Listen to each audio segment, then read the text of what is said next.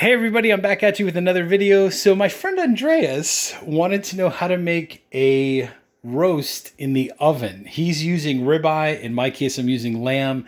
You could also use a rib roast or veal or whatever you decide to use. But anyways, this is basically the process for roasting a nice roast in the oven, getting that beautiful flavor, texture, juicy, tender, all that good stuff. So the first step in the process before you do anything else is go ahead and take your meat out of its packaging, right? You got it at the market, the butcher, whatever. Go ahead and take it out of the packaging and put it on a cookie rack of some kind, like something where you have separation. As you can see right there, there's like a nice inch gap between the bottom and the top, and leave it dry, let it dry out. When you feel like it's dry, you could use paper towels if you have to, then I would go ahead and put your seasoning on. So in my case, I'm using black pepper, garlic salt, maybe some lemon pepper, and some very coarse salt. So like the salt I'm using has more of a texture to it, right? It's a little bit bigger in the crystal size than just regular table salt. The reason for that is that you don't oversalt your meat. Basically, those bigger crystals will hold up to the temperatures and the cooking process and the time of the oven and the pan and everything else. Okay, so rub your seasoning all over your meat, right? Get it all nice and coated, right? So as you can see right here, black pepper, yada, yada, yada. The more in advance you can do this, the better. So if you can do this and then put this whole thing into your refrigerator as is, uncovered, 6 hours before, you're ready to eat, or even a day before, that's totally fine, the better. But if you want to take it from your refrigerator to this process and then go ahead and cook, that's totally fine too. Okay, so while you're doing that, what you want to do is go ahead and turn your oven on to 350 degrees. You want to start preheating your oven. So in my case, I'm going to do bake at 350 degrees. I'm going to hit start, and then basically the oven's gonna start warming up.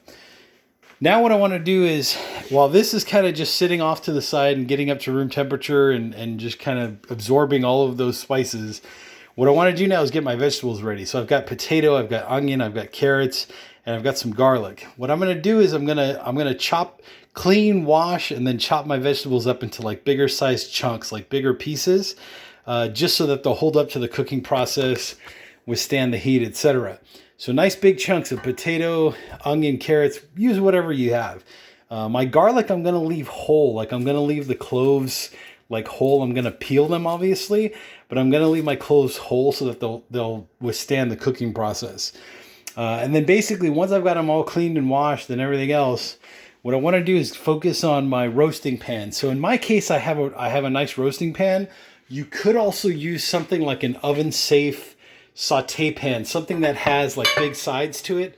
As you can see, nice big, that'll fit the meat and the vegetables and everything else. This is oven safe. This is an all-clad D5.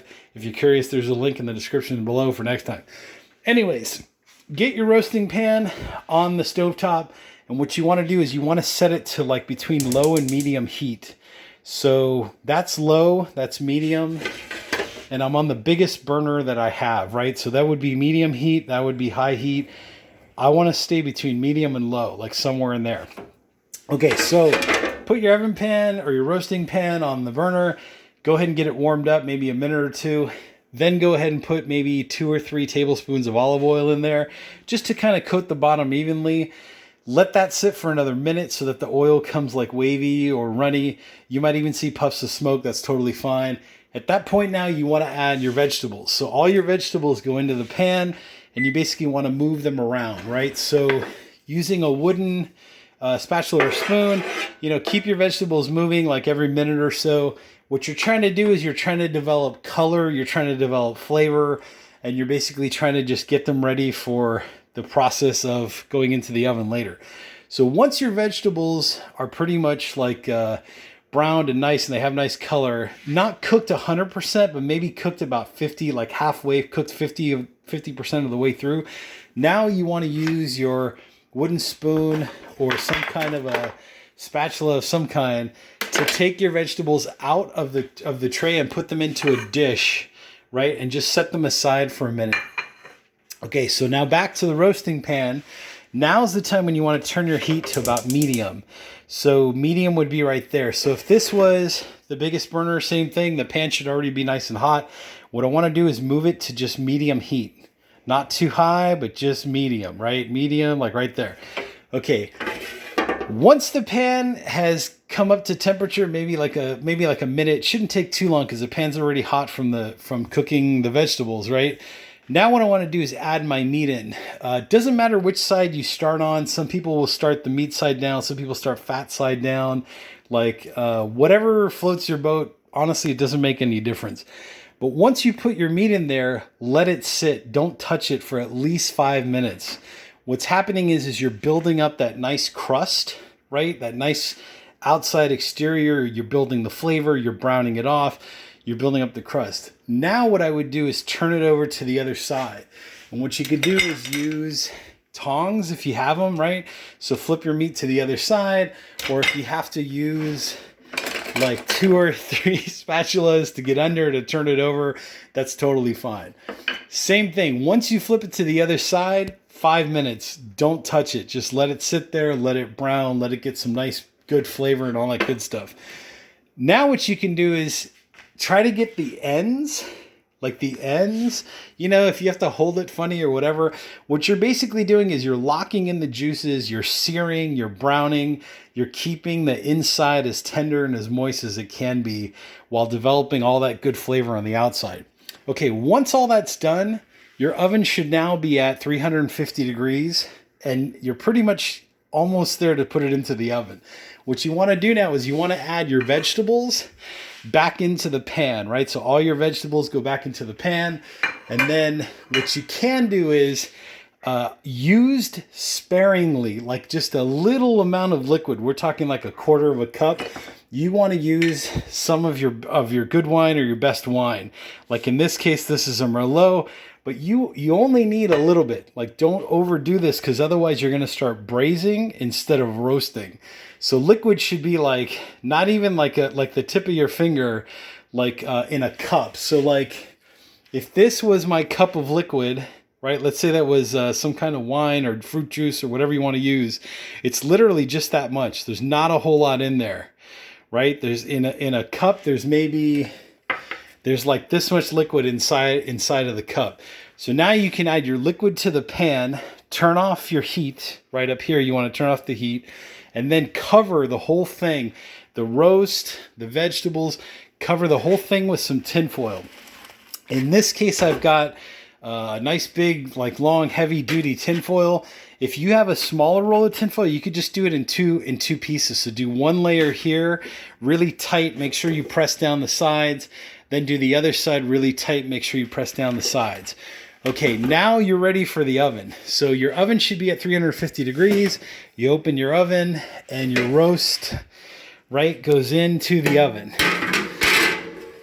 Right, goes into the oven. You close your door and let that go for, I'd say, about 45 minutes. So 45 minutes at 350 degrees, let that roast. After 45 minutes, what you want to do is open the door, use some mittens or a towel of some kind. Go ahead and take your roast out. It's going to be really hot. So now what you want to do is take your roast out, right, and take the tin foil off. So remove the tin foil. Once you get the tin foil off, the roast is going to go back into your oven for another 20 to 30 minutes. So roast goes back in, uncovered, right?